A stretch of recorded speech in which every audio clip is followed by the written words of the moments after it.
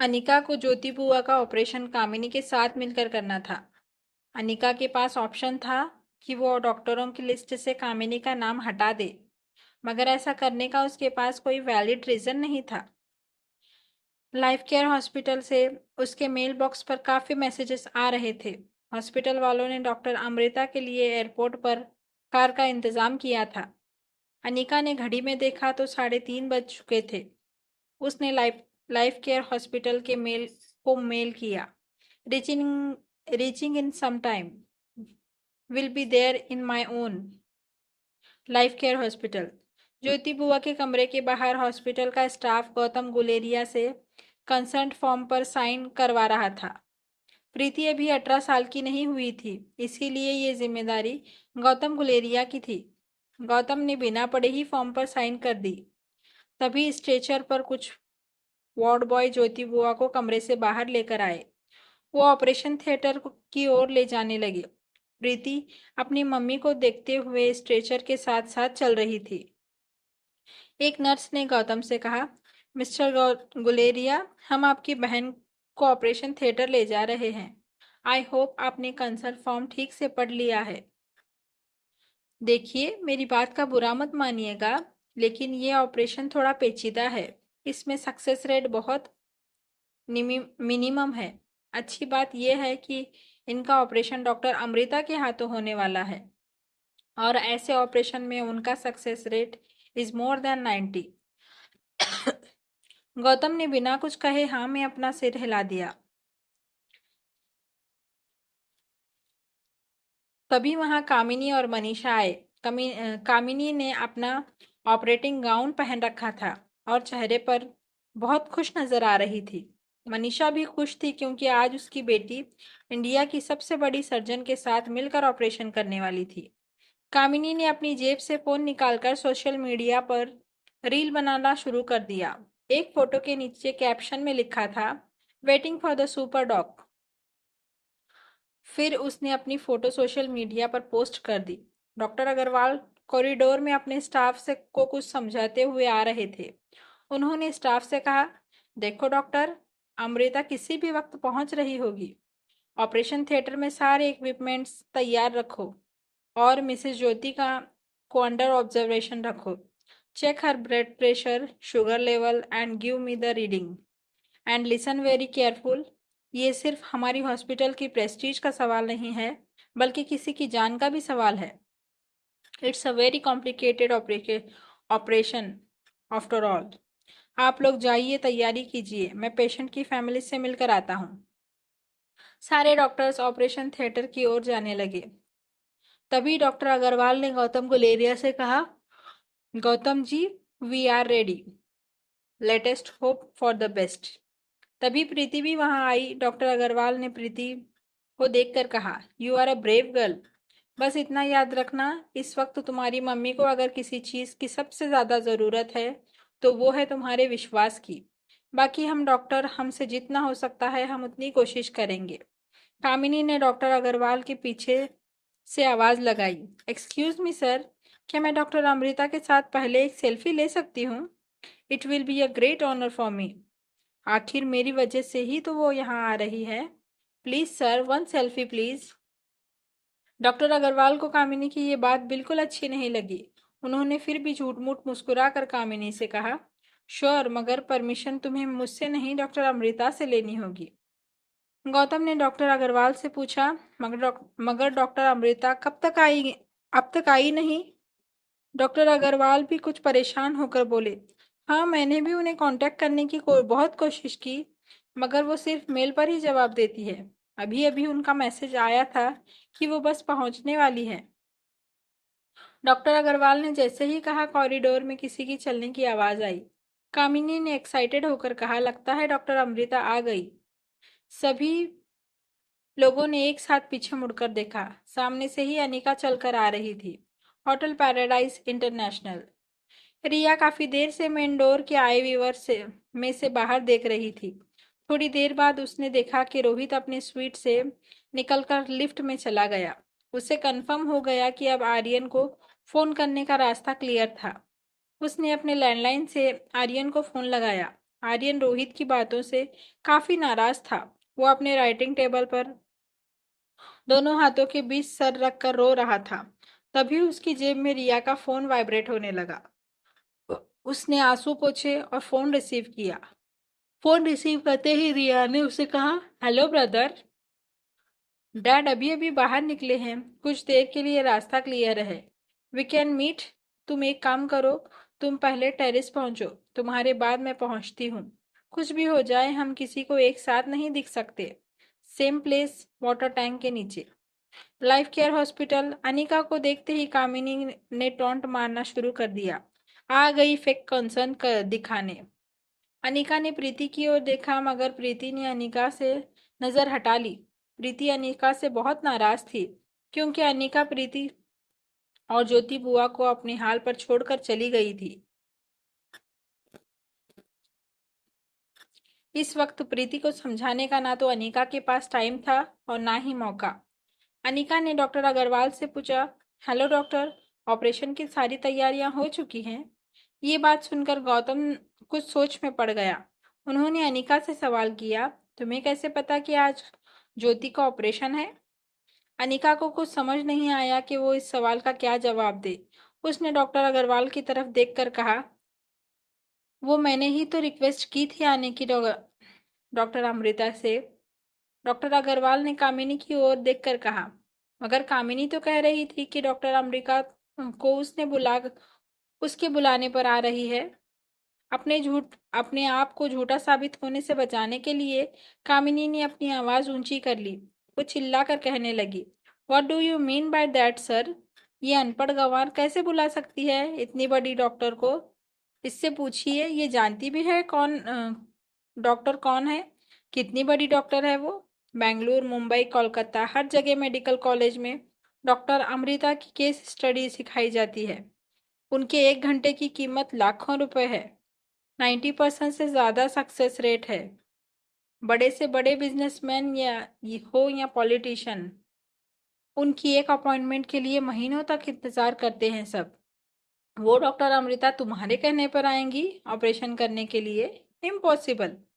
कामिनी की बातों से कहीं ना कहीं डॉक्टर अग्रवाल भी सहमत थे।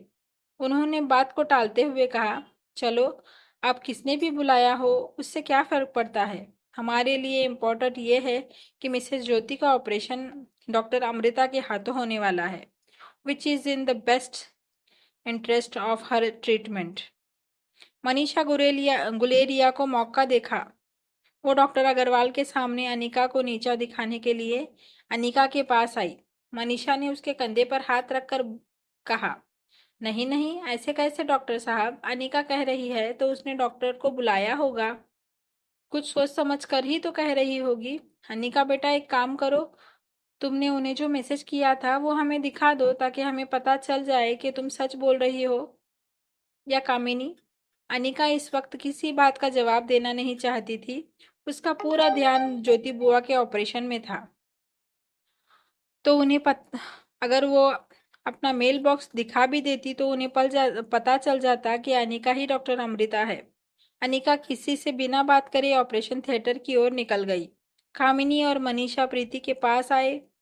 कामिनी ने प्रीति से कहा, देख रही हो ना अपनी दीदी को, आज सबके सामने झूठ पकड़ा गया उसका।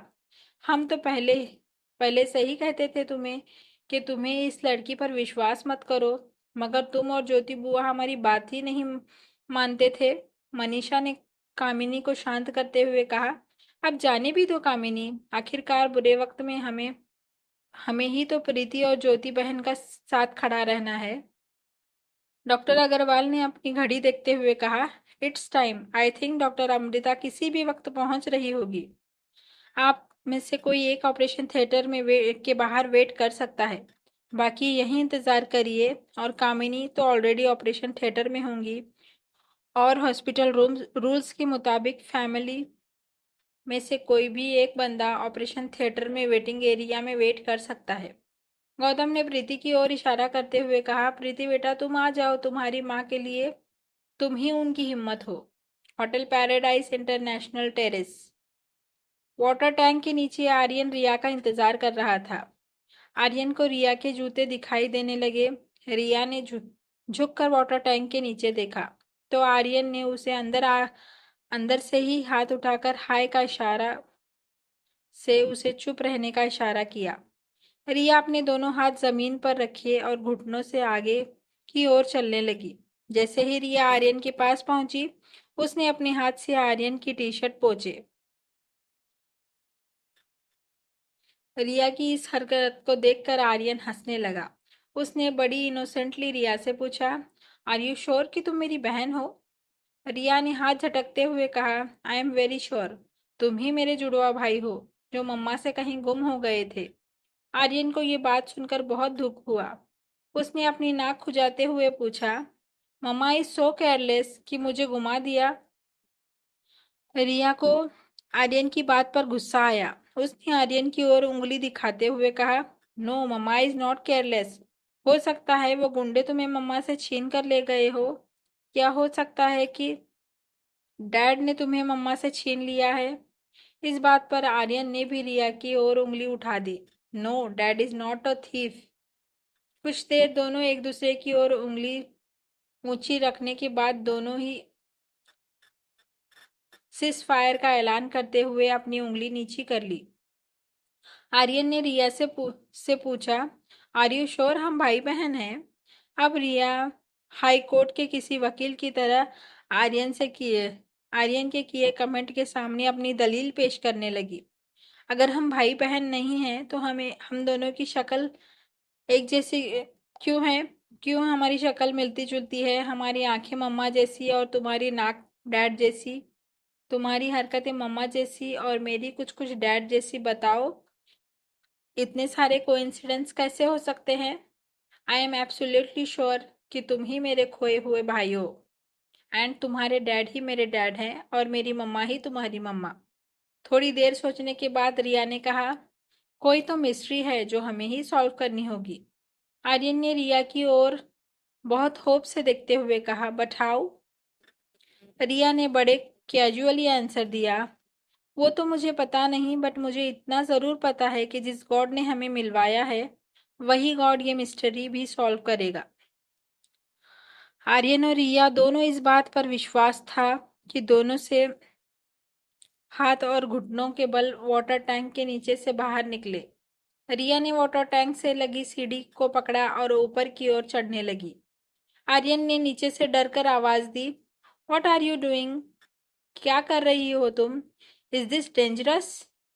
रिया ने नीचे आर्यन की तरफ देखते हुए उसे ऊपर आने का इशारा किया और बोली, don't worry when I am there with you. आ जाओ ऊपर। रिया को हिम्मत देते हुए देखकर आर्यन भी सीढ़ियां चढ़ने लगा। रिया और आर्यन दोनों एक के बाद एक वाटर टैंक के ऊपर चढ़ गए। जब दोनों ने चारों तरफ देखा तो दोनों बहुत एक्साइटमेंट हुई। रिया ने कहा, वाह, इजंट इट ब्यूटीफुल? यहाँ से तो पूरा मनाली नजर आ रहा है। आर्यन की आंखें भी बड़ी हो गई थी। उसकी भी आवाज अब थोड़ी ऊंची होने लगी। उसने भी एक्साइटेड होकर कहा, यस, यहाँ से तो पूरी सिटी दिखाई दे रही है। दोनों बच्चे हाथ पकड़कर शोर मचाते हुए कूदने लगे। थोड़ी देर के बाद जब उनकी सांस फूलने लगी तो आर्यन ने हंसते हुए रिया से कहा, मुझे आज से पहले इतना मजा कभी नहीं आया। रिया ने आर्यन की ओर देखा और अपना हाथ आर्यन के गाल पर रख दिया। आर्यन ने रिया से पूछा, can I stay with mom for one more day? Riya ने भी मुस्कुराते हुए जवाब दिया, okay, you can stay with mom for one more day and I will stay with dad for one more day. दोनों बच्चे फिर से खुश होकर शोर मचाते हुए वाटर टैंक के ऊपर हवा में कूदने लगे। Life care hospital. Anika operation theatre की ओर बढ़ने लगी। वो मन ही मन ये भी सोच रही थी कि कैसे अपना चेहरा छुपाकर ऑपरेशन को अंजाम दे। अनिका ने देखा कि ऑपरेशन थिएटर के ठीक बगल वाली कैबिन से एक नर्स पीपीई किट पहनकर ऑपरेशन थिएटर में गई। हर डॉक्टर और मेडिकल स्टाफ को ऑपरेशन के दौरान पीपीई किट पहनना जरूरी था। ये हॉस्पिटल के नियम में था। अनिका ने कैबिन में झांक कर देखा तो अंदर कोई नहीं था। हैंगर पर एक पीपीई किट पड़े थे। अनिका ने एक बार कॉरिडोर में देखा, कहीं से कोई नहीं आ रहा था। बाहर देखने के बाद अनिका तुरंत कैबिन के अंदर चली गई। उसने पीपीई किट पहनना शुरू कर लिया। पीपीई किट किसी एस्ट्रोनॉट के आउटफिट जैसा था। पीपीई किट पहनने के बाद अनिका का पूरा शरीर पीपीई किट से ढक गया था। फिर उसने चेहरे पर ऑपरेशन मास्क लगा लिया और सर पर एक गोलाकार ट्रांसपेरेंट प्लास्टिक का फेस ओवर चढ़ा लिया। अपने बालों को बांधकर अनिका ने ऑपरेटिंग कैप पहन ली। जब अनिका ने अपने आप को कैबिन में लगे आईने में देखा तो ऐसा लग रहा था मानो अभी वो किसी स्पेस शटल में ट्रैवल करने वाली है। मास्क और फेस कवर की वजह से उसका चेहरा पूरी तरह से ढक चुका था। पीछे से कैबिन का दरवाजा खुला। इससे पहले कि कोई अनिका को देखे, वो आईने के पास वाली अलमारी के पीछे छुप गई। जब उसने अलमारी के किनारे से झांक कर देखा तो कामिनी फोन पर बातें करते हुए अंदर आ रही थी। कामिनी पूजा से कह रही थी, देखो पूजा, सारे फ्रेंड सर्कल में कह देना कि आज मैं कितना बड़ा ऑपरेशन करने वाली हूँ। और सुनो, खास कुणाल को भी इस बात का पता लगना चाहिए। ये भूलना मत। चलो अब मैं फोन रखती हूँ, सब लोग मेरा इंतजार कर रहे होंगे। Wish me luck. कामिनी ने पूजा को थैंक यू कहकर फोन काट दिया। कामिनी ने पीपीई किट पहनना शुरू कर लिया। पीपीई किट पहनने के बाद कामिनी ने फिर से अपनी सेल्फी निकाली। वो सेल्फी कामिनी ने पूजा को सेंड कर दी। ये सब करते हुए कामिनी के चेहरे की खुशी देखकर अनिका को कामिनी से घिन आ रही थी। जहां एक तरफ ज्योति बुआ जिंदगी और मौत के बीच खड़ी थी, कामिनी अपने दोस्तों में शो ऑफ करने में लगी हुई थी। थोड़ी देर में कामिनी कैबिन से निकलकर ऑपरेशन थिएटर की ओर चली गई। तब अनिका अलमारी से बाहर निकली। उसने अपना पर्स और फोन पीपीई किट की जेब में रख लिए। वो जैसे ही कैबिन से बाहर निकली, सामने डॉक्टर अग्रवाल और प्रीति खड़े थे। जैसे ही अनिका ऑपरेशन थिएटर का दरवाजा खोलकर अंदर जाने की कोशिश करने लगी तो डॉक्टर अग्रवाल ने उसे पीछे से रोक लिया और पूछा, एक्सक्यूज मी, आप कौन? अनिका ने रुक कर डॉक्टर अग्रवाल की ओर देखा। डॉक्टर अग्रवाल ने फिर से उसे पूछा, माफ कीजिएगा, ये पीपीई किट में कोई पहचान में नहीं आता, इसीलिए पूछ रहा हूँ। अनिका डॉक्टर अग्रवाल को कोई जवाब नहीं दे पा रही थी। उसने चुपचाप अपनी जेब से अपना आईडी निकाला और डॉक्टर अग्रवाल को दे दिया। आईडी पर नाम पढ़कर डॉक्टर अग्रवाल चौंक गए। एक लड़की को देखा तो ऐसा लगा। इस कहानी के सारे एपिसोड्स को देखने के लिए मेरे चैनल को सब्सक्राइब करें और डेली एपिसोड को एंजॉय करें। Thank you.